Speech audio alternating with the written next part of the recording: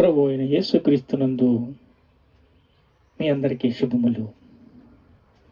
చూడండి, ఎపిసిల్ రాసిన పత్రిక 1:6 కృపా మహిమ కీర్తి కలుగునట్లు తన చిత్త ప్రకారము దయా సంకల్పము చొప్పున యేసుక్రీస్తు ద్వారా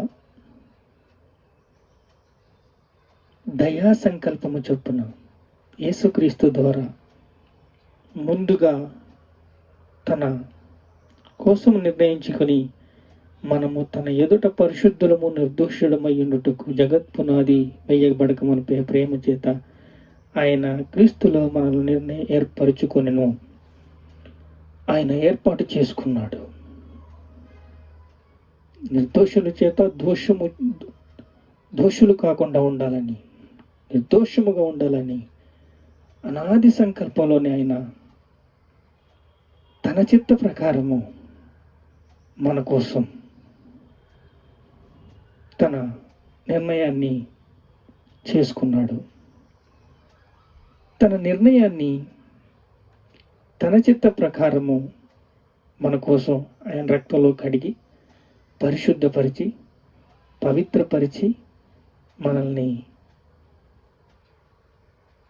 శుభ్రంగా ఉండాలని, శుద్ధిగా ఉండాలని ఆయన కృప చేత, ఆయన రక్తము చేత మనల్ని కడిగి, ఆయన ఆత్మ చేత నింపి, ఆయన వాక్యములో మనల్ని బలపరిచి, ఆయన నిబంధన చేసి, దుష్టుల ఆలోచన నడవక, పాపల మార్గం నిలవక, అపహాస్యుల చోట కూర్చుండక, యెహోవా ధర్మశాస్త్రము దివరాత్రము ధ్యానించువాడు ధన్యుడని వాక్యం చెప్తుంది.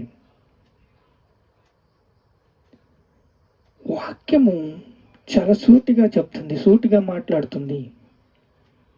వాక్యములో మనం నిలిచి ఉండాలి. వాక్యముతో మనము పెనవేసుకుని ఉండాలి. వాక్యానుసారంగా నడుచుకోవాలి. మన నీతి మురికి గడ్డలుగా ఉన్నాయి. మన నీతి ఏ మూలకి పనిచేయదు. పర్వతాలు తొలగిపోయినా, మెట్టలు తత్తరిల్లినా ఆ కృప నిన్ను విడిచిపోదని దేవుడు మనకి సెలవిచ్చిన మాట జ్ఞాపకం చేసుకుంటాడు. చూడండి, ఆయన కృప చేతనే మనల్ని రక్షించబడి ఉన్నాం.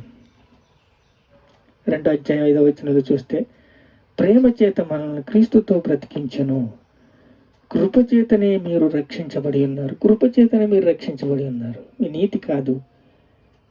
మీ నీతి అసలు లెక్కకే రాదు.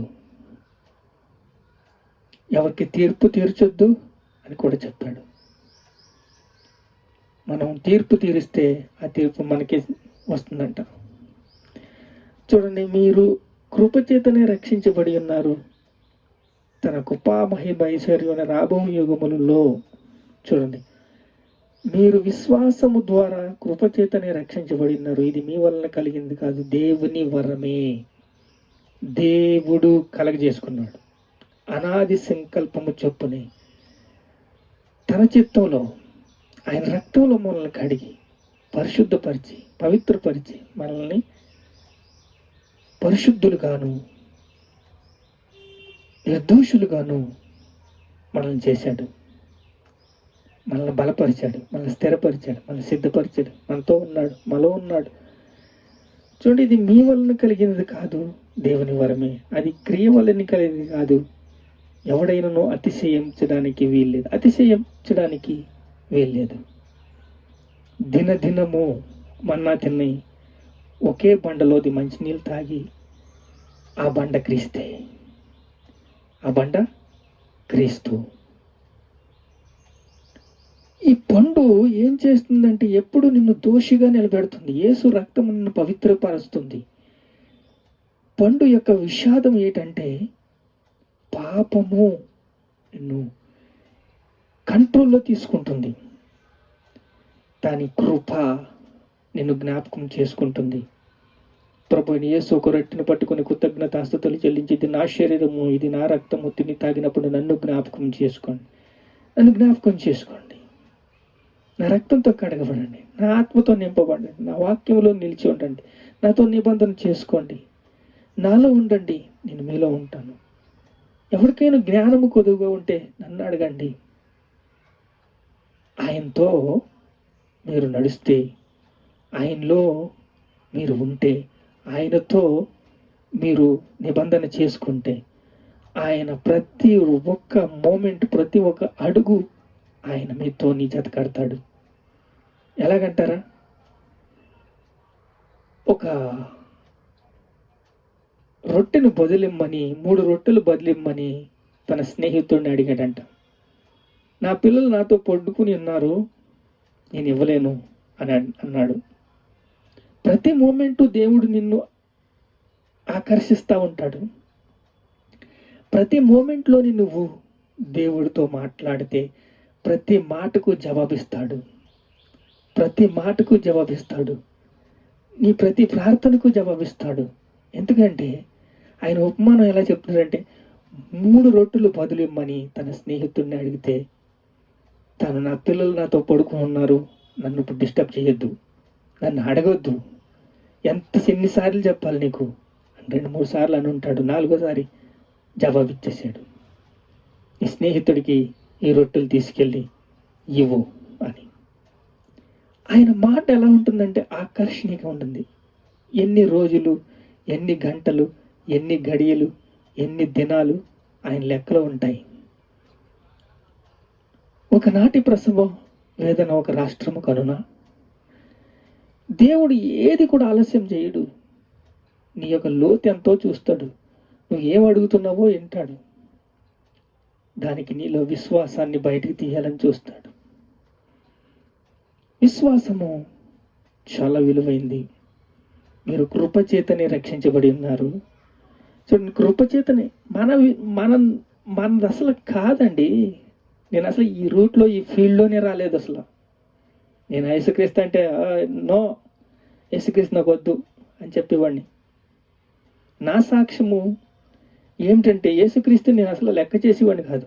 నాకు యేసుక్రీస్తు వద్దు అనేవాడిని. అలాంటిది కృపచేతనే మీరు రక్షించబడి ఉన్నారు. ఈరోజు నేను యేసుక్రీస్తు గురించి చెప్తున్నానంటే, మీరు ఈ వాక్య భాగం ఏం చెప్తుందంటే, మీరు క్రియ వలన కలిగినది కాదు, ఎవడనూ అతిశయించడానికి వీలు లేదు, కృపచేతనే మీరు రక్షించబడి ఉన్నారు.